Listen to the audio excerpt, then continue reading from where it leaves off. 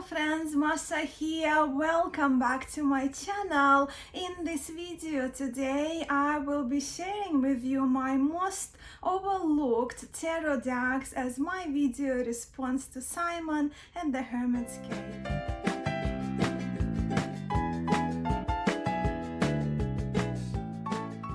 In Simon's last week Kappa Ketchup and Cards, he brought up a topic of overlooked tarot decks for discussion, and Simon shared his 5 to most overlooked tarot decks, and I thought this was such a great idea and a very good exercise for us tarot lovers and readers to do. I actually watched the replay of Simon's video of his Kappa Ketchup and Cards at the gym, where I didn't have the comfort of my tarot shelves to refer to, but interestingly, as I was watching instantly, I had in mind 4 decks that I love that I happened to have overlooked for the last 1.5 to around 2 years time, so that's kind of my timeline for this video. I actually have 7 tarot decks prepared for this video to share with you today, and actually none of those 7 decks have ever been in my purge box.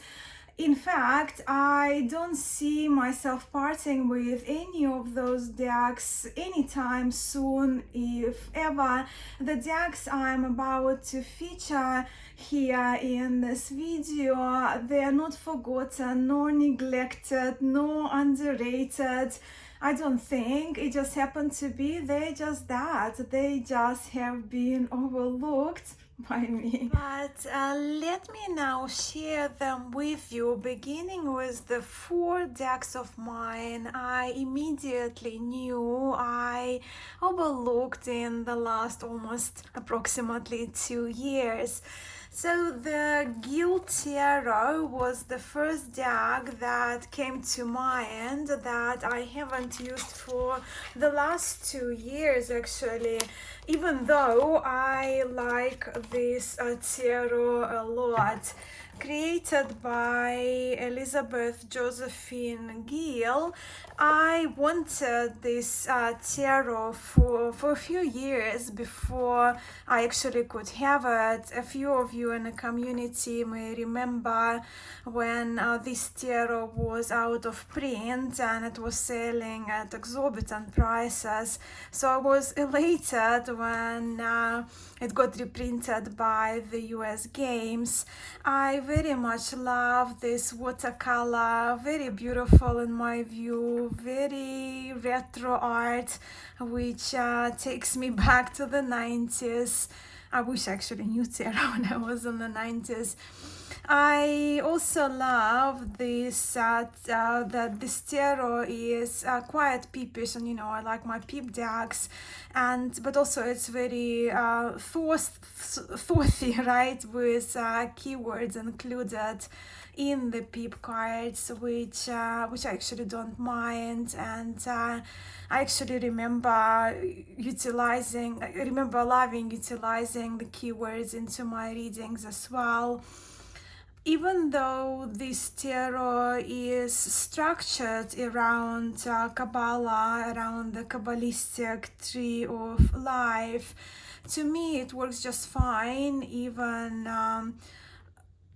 without the applications of the teachings of Kabbalah. I know very little of Kabbalah, so I don't integrate it in my tarot readings. So yeah, this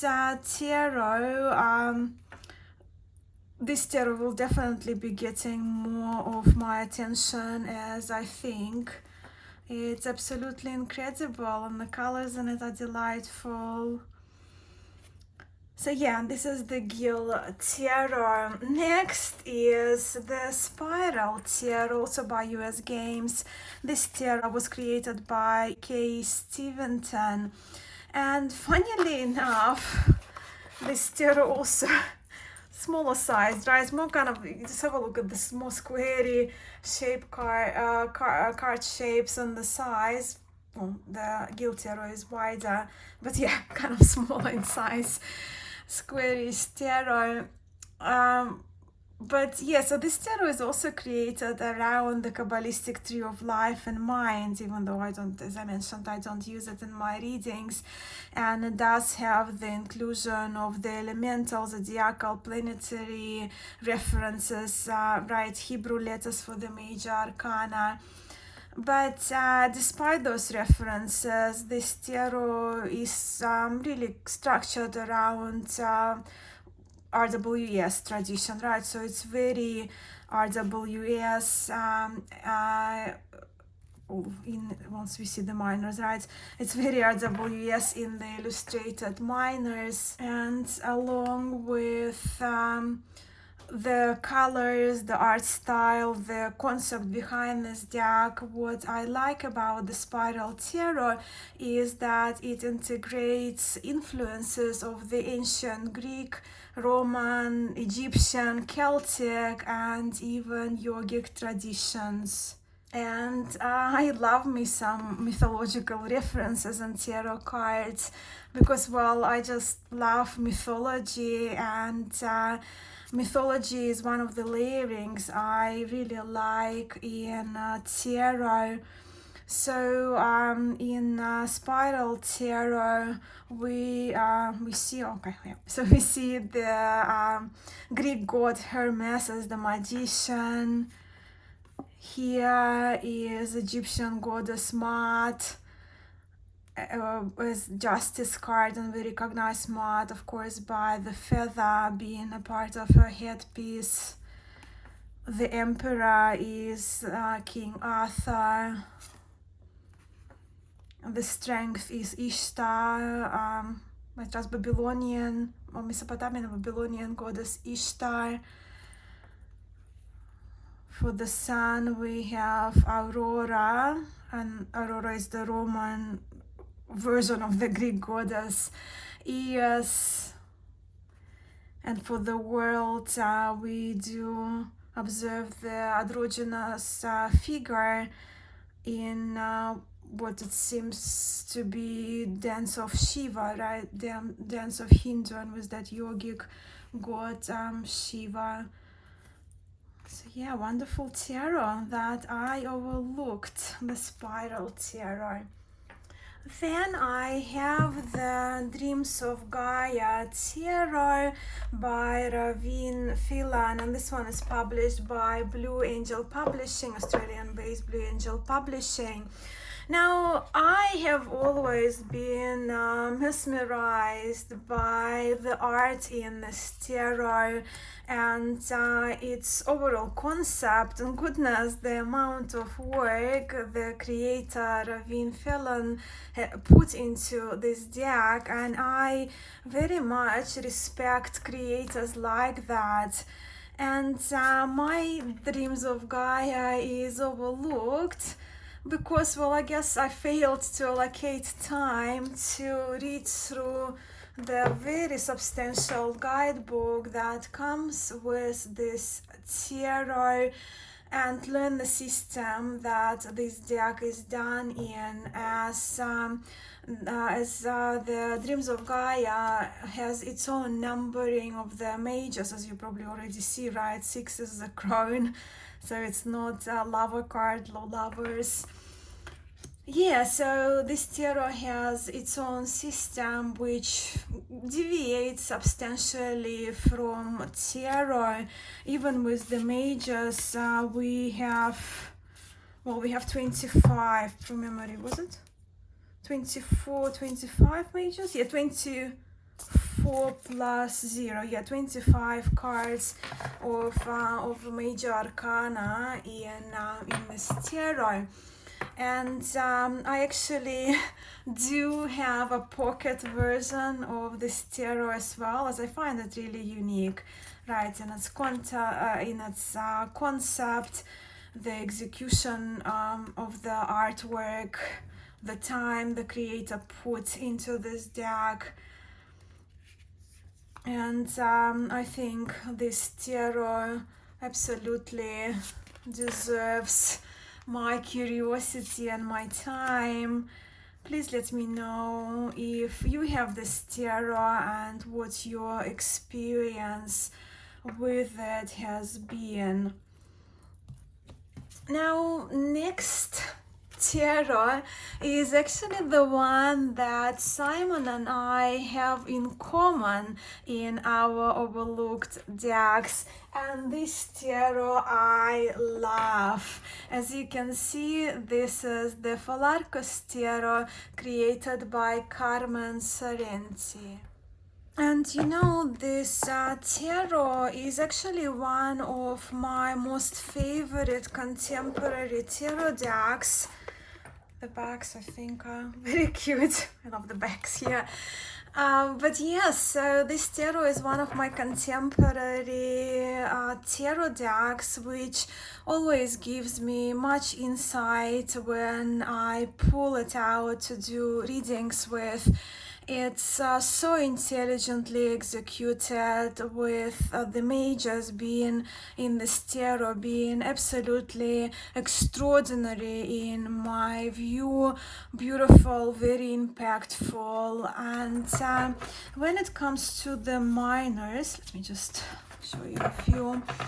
Apart from the aces, the cards of the minor arcana are done in this doodly-like style, and sometimes we see those scribbles on the cards, which I actually love to include those into my interpretation. So you see the aces are black and white. And when it comes to the suits, they've been renamed. So we have sparks for the suit of fire, or wands, batons. Then the coral is for cups and water, wings. Just have a look at how many scribbles, especially the suit of swords, which is the wings element. Have a lot of scribbles, those cards. Alchemy of opposites, so that's two, right? Two of wings, two of swords. And so we have sparks, we have corals, and then we have spirals for coins or pentacles or the earth element. I actually don't even think of this. I don't think of this tarot as an overlooked deck, yet I somehow managed not to pick it up in the last 1.5 years. I also, actually with this tarot, if you have it, I also printed quite a while back this expanded guidebook, Stories of the Falarcos from Carmen Sorrenti. So it's, how many pages it is? 95 pages. But just have a look. I just open for you to check the layout, right? And this guidebook is available for free. I checked actually today. It's available for free to download from Carmen Sorrenti's, from the creator's website.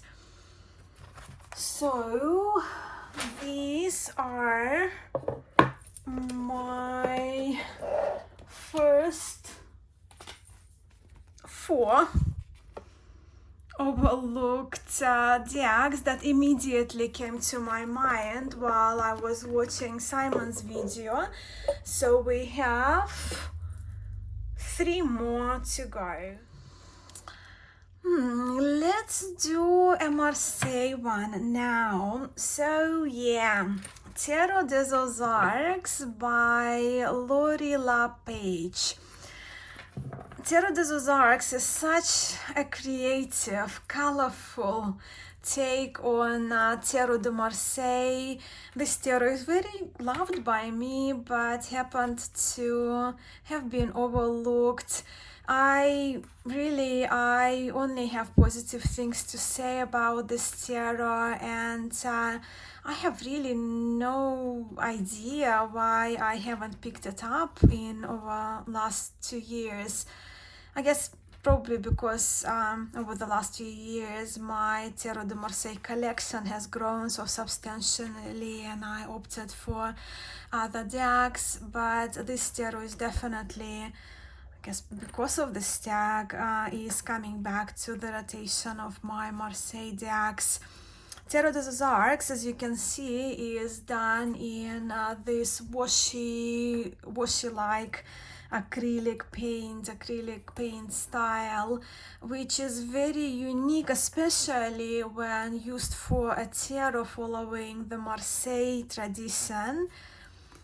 Although from memory, the creator, Lori LaPage, mentioned somewhere, I read somewhere, I remember it somewhere very vaguely, that it's not a Tarot de Marseille in the creator's view, but to me, it's Tarot de Marseille. I think this tarot is very Tarot de Marseille, the Tarot de Marseille that I absolutely need to use more often. That's brightness of the colors. Illustrations are fun. The horses, yeah, Tarot des Arcs. Now let's have a look at one of my adorable and fun decks that I neglected, and this one is the Old School Tarot by Thailand-based company Destiny. This deck follows RWS tradition to a T. It's just more with some of the symbology removed, so the cards are simplified, and of course it's a cartoon style deck, so this tarot features cartoon characters that are drawn in kind of vintage retro-like style. How can you not laugh this moon? And the cards are smaller, so they're kind of narrower but slightly taller than a plain card, which is the perfect card size for me. And look at the Mickey hands at the as the backs. I love Mickey and Minnie stories, and I do like cartoons.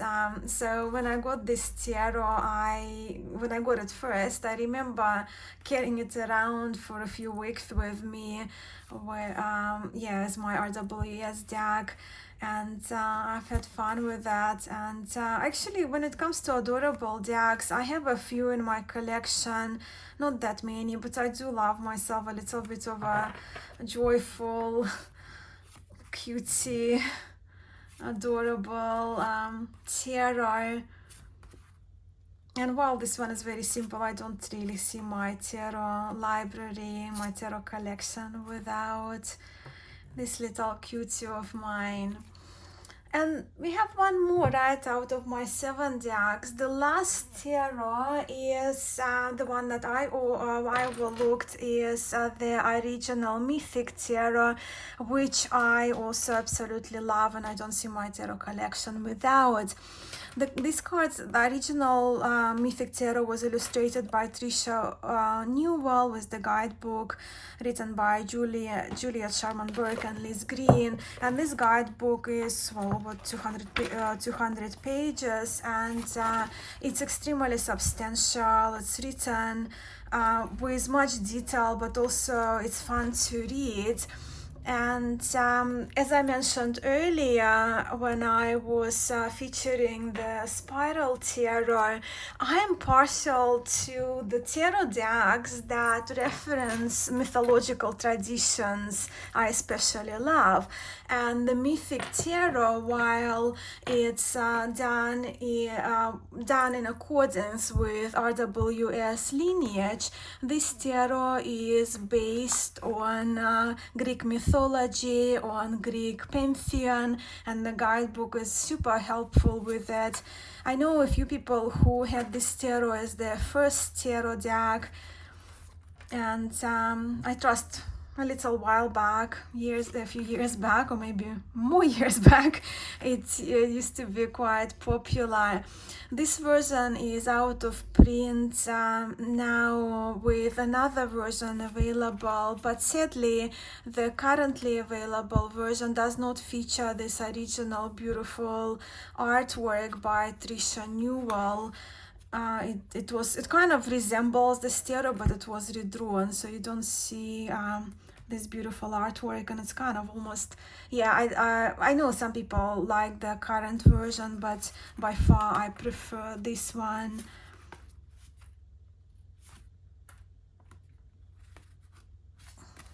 I mean, like, we have here Apollo for the sun, Persephone for the high priestess, very appropriate with her pomegranates.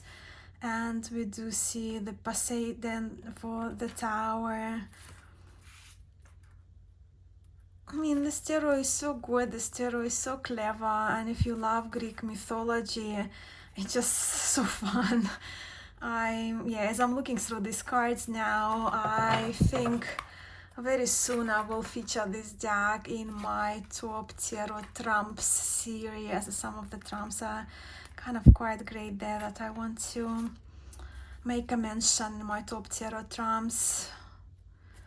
So yeah, another deck that's definitely entering back into my tarot rotation.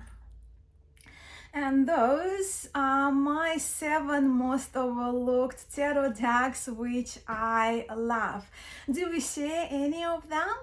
As I mentioned in the beginning of this video, I think reflecting on our deck collection, tarot library, if you will, and on the most overlooked decks, I think it's a useful and fun exercise to do maybe even now and then, or maybe perhaps even annually. And as always, I would absolutely love to hear from you now.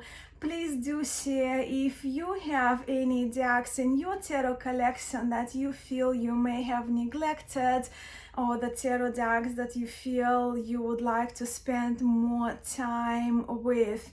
I will link Simon's original Kappa Ketchup on Cards video for you below, and I will link Sandra's as well, because they're the only 2 videos on the subject on this deck that I have seen so far. So I'll be looking for more, and if you feel cold and if this topic excites you, I do invite you, my friends who do have tarot YouTube channels, I do invite you to do a video response to Simon, because I myself would love to see the decks that you have that you may have overlooked over the time, and whether those decks you actually love and want to keep in your collection, or they're overlooked because you are ready to pass them on. So let's continue this conversation going.